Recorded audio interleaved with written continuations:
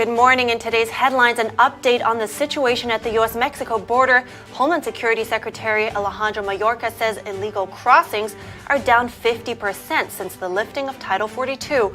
Others suggest it's all smoke and mirrors. Find out why. Hotels in New York City are being converted into shelters for illegal immigrants. And Texas continues busing migrants to Vice President Kamala Harris's neighborhood. We have the details.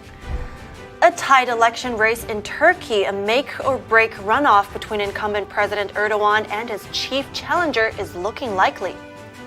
Vice Media files for Chapter 11 bankruptcy. Find out what's next for the media company that runs popular websites like Vice and Motherboard.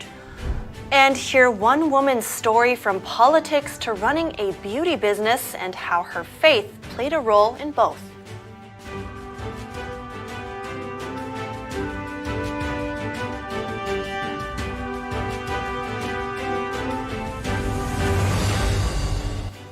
Good morning and welcome to NTD. I'm Tiffany Meyer in for Kevin Hogan. Good morning, I'm Evelyn Lee. Today is Monday. Happy Monday, everybody. It's May 15th, and you look great, Tiff, by the way. Thank you. I got it shortened. I feel lighter. I'm ready for summer. Yay! All right.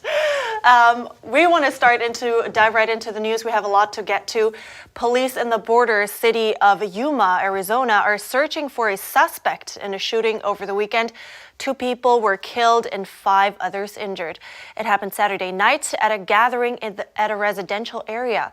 Police say the ages of those shot range from 15 to 20 years old. All were male. A 16-year-old among the survivors was flown to Phoenix with life-threatening injuries. The Yuma Police Department is asking anyone with information to call its anonymous tip line. They're offering a $1,000 cash reward if it leads to an arrest. Homeland Security Secretary Alejandro Mayorkas says U.S. Border Patrol agents have seen a 50% drop in illegal crossings since the end of Title 42. But he says a surge at the border is still possible and that it is still too early to tell. Others suggest it's all just smoke and mirrors. NTD's Jeremy Sandberg tells us more. A 50% drop in the number of encounters.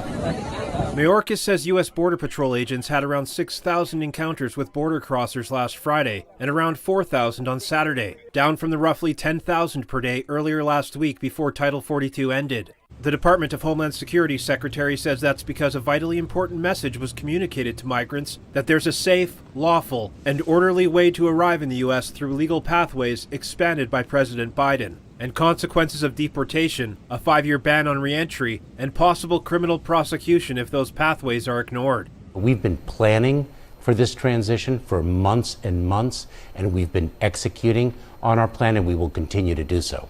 Todd Bensman of the Center for Immigration Studies says the lower numbers are a result of the CBP One cell phone app, and that the stats are being shifted to ports like this one at Matamoros, Brownsville, where hundreds are entering on unvetted humanitarian permits every hour. There's a whole bunch more coming. President Biden on Sunday acknowledged the drop in illegal border crossers and said he hopes the number continues to go down. We have a lot more work to do, and we need some more help from the Congress as well, in terms of funding and legislative changes.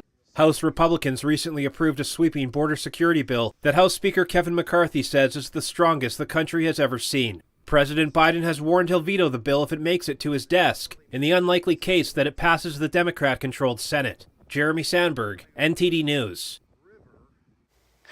Hotels in New York City are being converted into emergency shelters to accommodate illegal immigrants.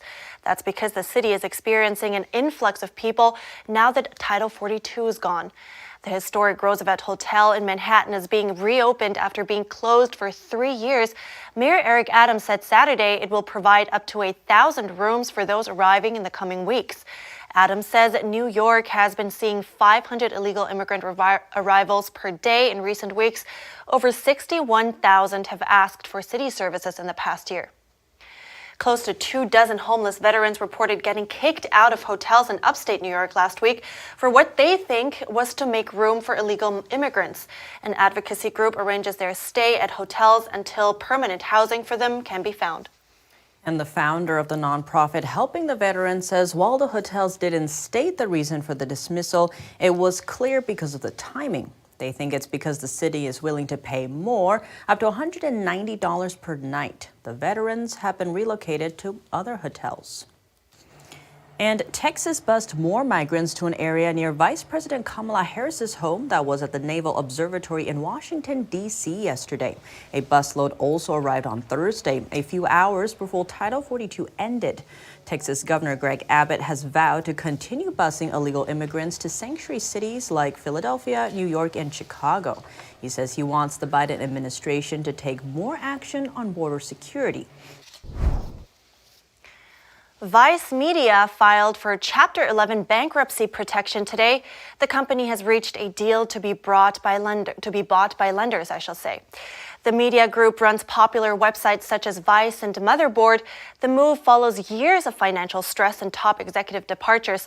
Vice says it will be bought by a group of lenders that includes Soros Fund Management for $225 million. Vice was once valued at nearly $6 billion. It rose to prominence alongside its co-founder Shane Smith, who built his media empire from a single Canadian magazine.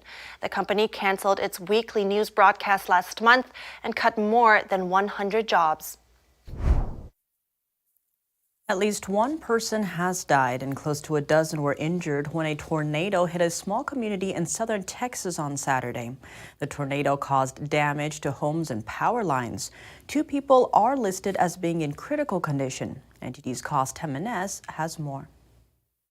The tornado hit the unincorporated community of Laguna Heights at around 4 a.m. on Saturday, when most residents were asleep.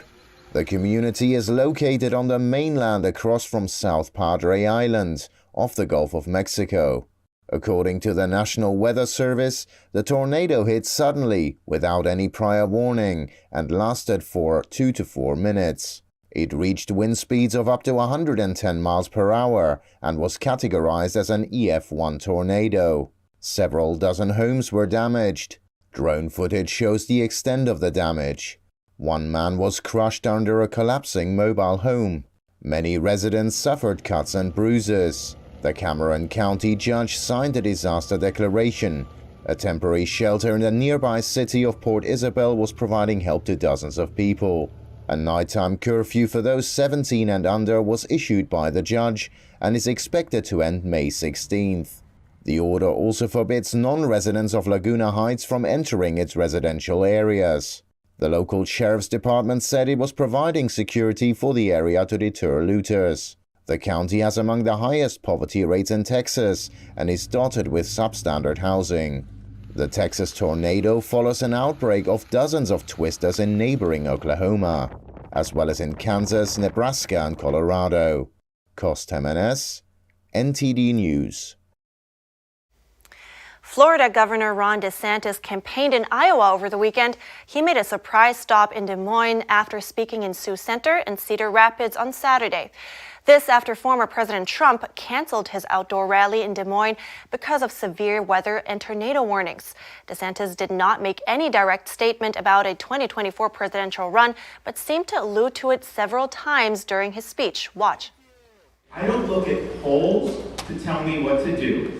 My view is that a leader doesn't put their finger in the wind and try to see which way the wind's blowing. The leader should have the fortitude to chart a vision, to execute the vision and deliver results. And guess what happens when you do that? The polls will change in your direction anyways. The stakes are very high, and I can tell you this, we're proud of what we've done in Florida. We're proud of what you have done in Iowa.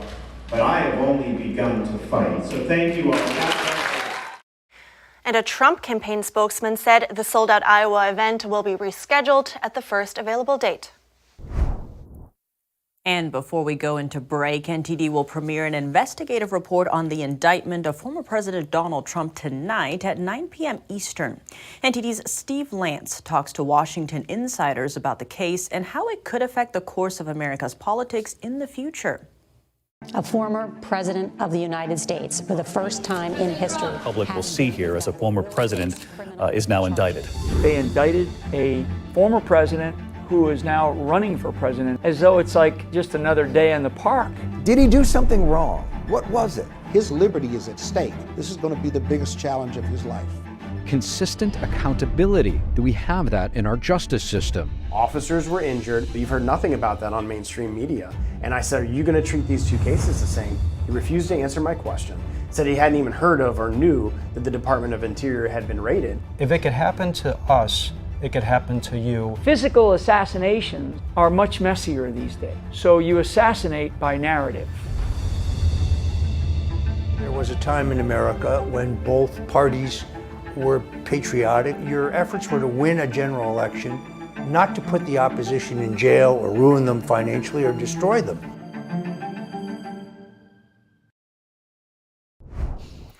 Coming up, a look at the presidential election in Turkey. President Erdogan is locked in a tight election battle. Find out what happens next. And hear one woman's story from politics to running a beauty business and how her faith played a role in both.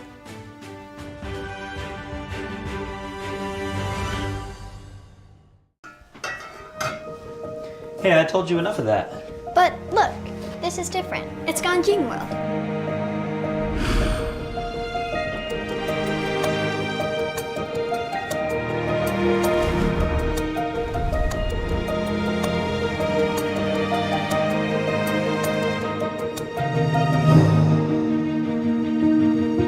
Ganjin World. Family-friendly entertainment.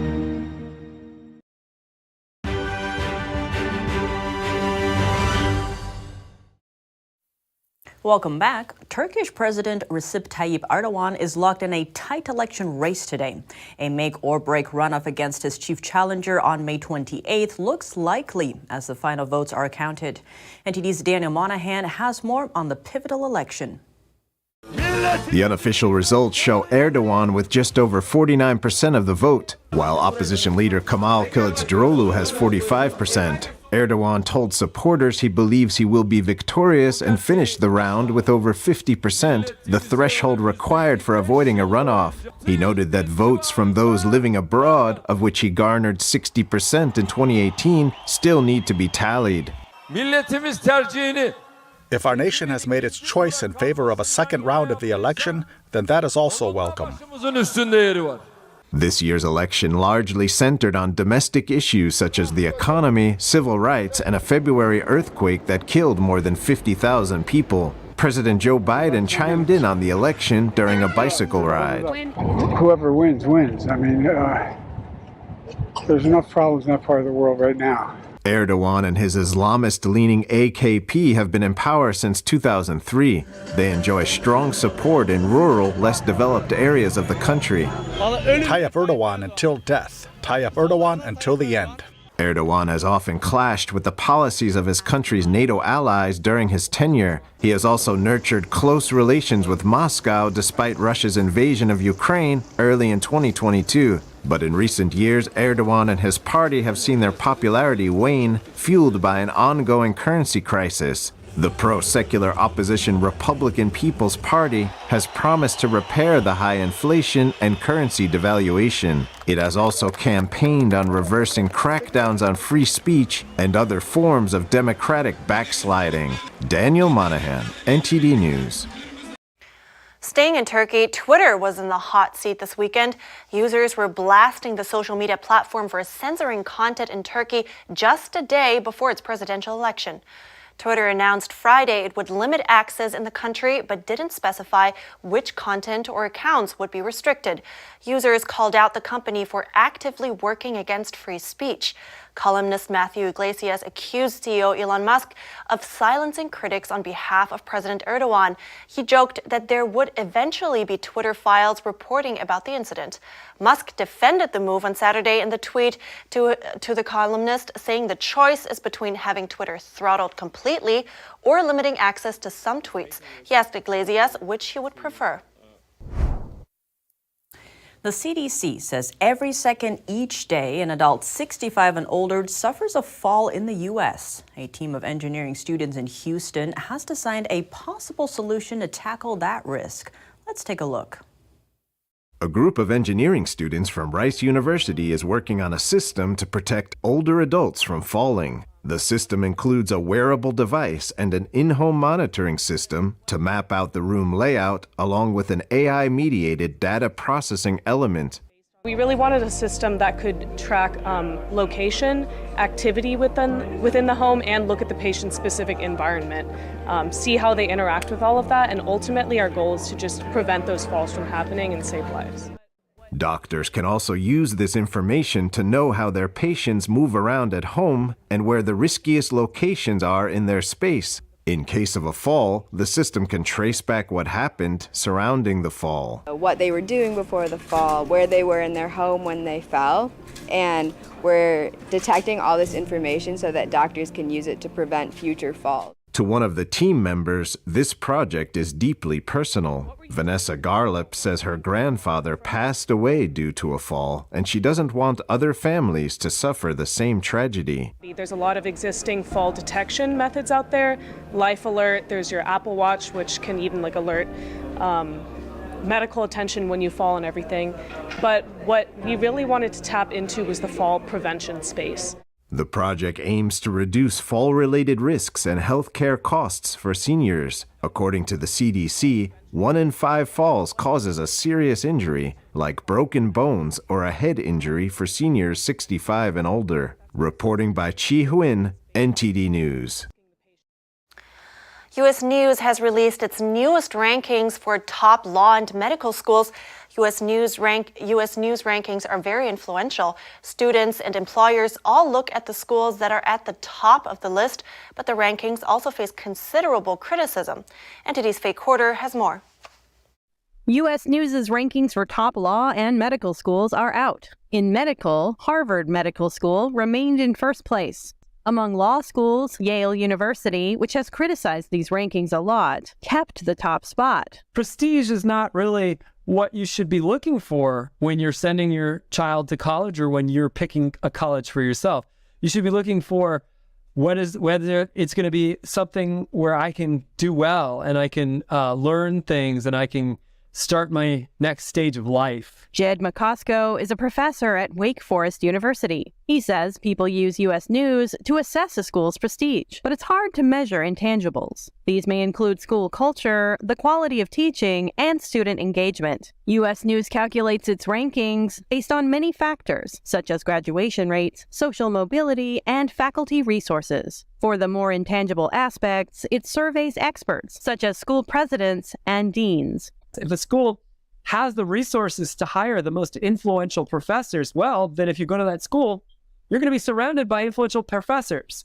And the quality of education must be fairly high if a school consistently graduates very influential people. Schools have criticized ranking systems for years. Many top schools have even boycotted the rankings. Many say the rankings are unreliable and unfair, and that they skew educational priorities. Yale boycotted the rankings for penalizing law schools that focus on certain types of work above others. When you're saying that you're turning an entire school into a single number or a set of small indicators, the reality is it's just more nuanced than that. Kiara Del Tito Sherritt is the founder of CDS Education Consulting. She advises that when looking for a college, students should think about what they're hoping to accomplish, and then pick a college based on that. She also advises reading real reviews from students who've actually been to the schools. This is something U.S. News doesn't include in its rankings. Faye Quarter, NTD News. Next, from politics to running your own business, we sat down with Hope Harvard, founder and CEO of makeup company Hope Beauty, to learn about what role faith played in changing not just her life, but empowering women. Hope Harvard, thank you so much for joining us. Thank you for having me. And Hope, you're the founder of makeup company Hope Beauty. So tell us how you started on this journey. So I actually did not get my start in makeup, but in the political world. I went to Clemson University for political science, graduated, and went to work at the White House. I worked for President Trump in the West Wing for 2 years of his administration. And then after he left DC, I left too, came home to South Carolina, and I felt very lost for a period of time. I remember vividly asking the Lord for another opportunity to serve him and my country at the same time, because I loved having the purpose of getting to change culture for the kingdom of heaven. And so I prayed really hard one night. I remember crying, looking at the sky, all the drama. I went to sleep with a wet pillowcase, and the next morning I woke up with this idea in my head to start a makeup line inspired by women of the Bible. It was like a divine download happened overnight. I was living with my mom at the time, and I got up and ran downstairs and was like, Mom, I'm going to start a makeup line inspired by women of the Bible. And she was like, yeah, that's great, honey. Go put your clothes on. We're going to go for a power walk. And during that 45-minute walk, I had an idea for almost every woman of the Bible of how we could tie her story into a piece of makeup to share the gospel, but to also root women's identities into the word of God, so that when they're getting ready, it's not just in vain. They're not stressing about all the things that they have to do, because I know there are other women like me out there in the world. You know, you put on your makeup in a rush in the morning, you barely brush your hair and get out the door before you're thinking about the 50 gazillion things you've got to do on your to-do list today. Maybe your mom have got kids tugging on you, but you know, when I put on my Hope Beauty, it's like I recenter myself, focus on God. I don't focus on all the crazy to-do list things that I've got going on. I can just remember who I am in God and what he wants me to do for the day, which is honor him in everything that we've got to do. And Hope, you mentioned your earlier political background, and then now you're a business owner. So what's your favorite aspect of this job? Definitely just getting to minister to women. I received testimony after testimony from women who have told me that they never felt beautiful in their own skin, that they caked on the makeup every single day trying to hide what was underneath the makeup, who God actually made them to be. And when they found Hope Beauty, it was like an awakening experience for their hearts to know that we don't put on makeup to change who we are or to change who God made us to be. It's just an enhancement and highlighting the wonderful features that God already made us. That's why, you know, I've got my Marvelous Mascara right here. That's why we called Marvelous Mascara, because we are fearfully, wonderfully, and marvelously made by God. So I had one girl tell me that she always sat on the school bus with her head down and her hood on because she hated her curly hair and she didn't like her face. She's like, I hated my nose, I hated my cheeks, I hated my eyes, I didn't like anything about me. But then I found you, and you encouraged me to go to the Word and see what God actually had to say about me. And she said that when she first got her Hope Beauty and she put it on, she read the scriptures of Song of Songs that says, you are altogether lovely, darling, and there is no flaw in you. And she cried when she put on her Hope Beauty. And that has to be one of the most powerful testimonies I've got, because when a woman knows who she is in Christ and lives in the power of God Almighty in her, then she is unstoppable because she's got Christ with her and she knows it. Hope Harvard, founder of Hope Beauty, thank you so much for joining us. Thank you. Up next, drums and dragon dances in central London. World Falun Dafa Day was celebrated in the British capital over the weekend. That story after the break.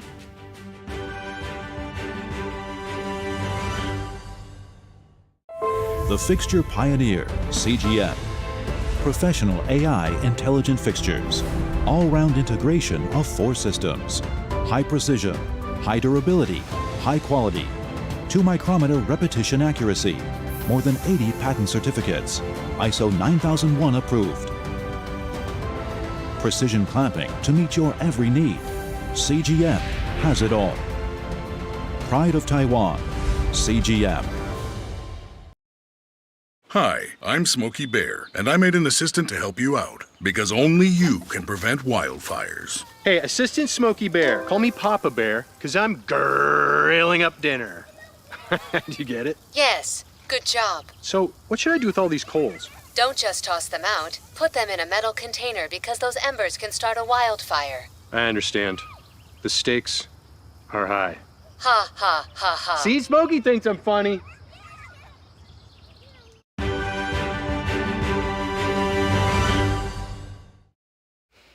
Good to have you back. Drums and dragon dances brought joy to central London in celebration of Falun Dafa, also known as Falun Gong, an ancient practice based on moral teachings and slow-moving exercises. NTD's Jane Werrell sent us this report from London. Falun Dafa Day is celebrated across the world, including here in London. It's the 31st anniversary since the ancient practice was introduced to the public, and it's a really important day for believers to celebrate their faith in truthfulness, compassion and tolerance. And despite a brutal persecution in China, practitioners continue to uphold their belief in these values. Many practitioners have come under pressure to give up their beliefs, and yet so many have not done so. And even if they can't publicly express their beliefs, I know that they continue to practice where possible. I want to express my deep admiration for your courage in standing by your important values of truthfulness, compassion, and forbearance. Speaking at the event, Deputy Chair of the Conservative Party Human Rights Commission, Benedict Rogers, said he would continue to stand up for the rights of those persecuted in China. The founder of Hong Kongers in Britain, Simon Cheng, said he stands with the Falun Dafa community and will continue to advocate for their rights. Former surgeon and human rights campaigner Enver Tohti, who's witnessed horrific crimes in China, also expressed his support. I'm coming here to support and to show the support and to show and to spread the value of this Falun practice, so that many people could be saved. For practitioners, it's a day of celebration. I kind of feel like you're part of the dragon, you know, when you're all dancing together, and it's really nice to see like the audience enjoy it, the children really like it, you know, they've got smiles on their face. I'm thankful to Master Lee Hongxi for introducing this wonderful practice to the general public, which helped me a lot. On normal days, I wouldn't think so much about how precious it is that I have it, but today, then it feels more special. Jane Worrell, NTD News, London.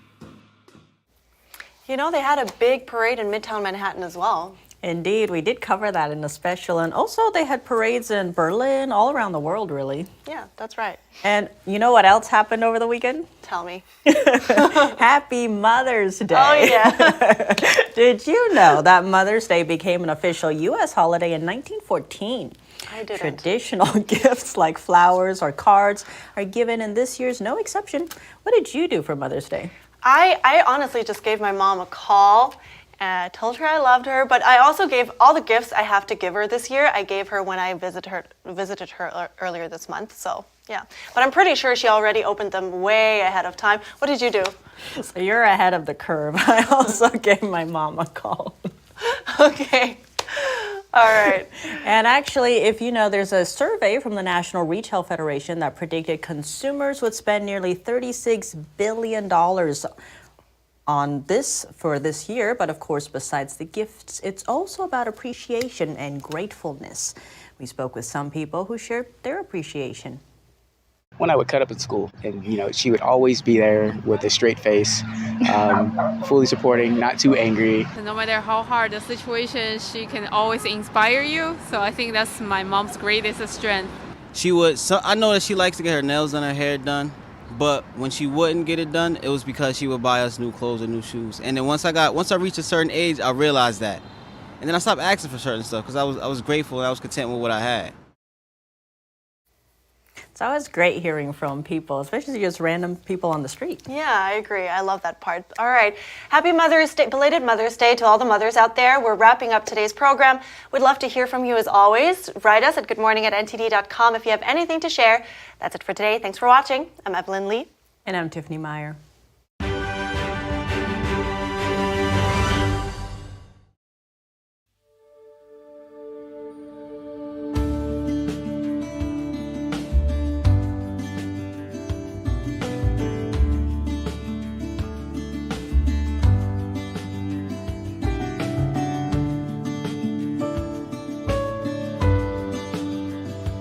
Thanks for watching us on YouTube. Did you know YouTube only keeps selective videos on its platform?